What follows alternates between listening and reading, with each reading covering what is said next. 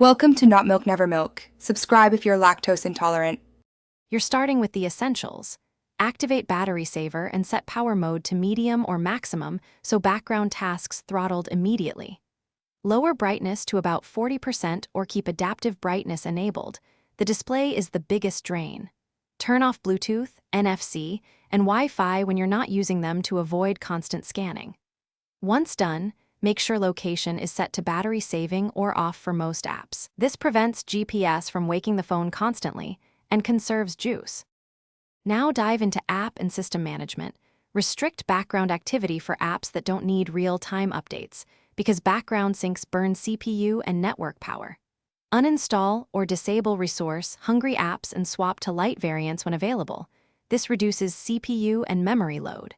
Enable dark mode to save OLED pixels and shorten the screen timeout to 15 or 30 seconds to prevent accidental wake. Once set, monitor battery usage for a day to see which apps still spike and reconfigure accordingly. Finish with advanced settings.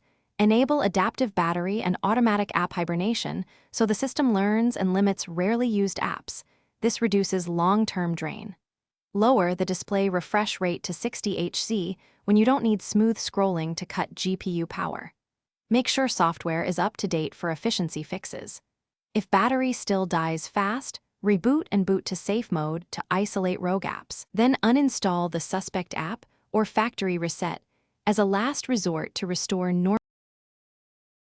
Thanks for watching. If this was helpful, leave a like and consider subscribing. See you next time.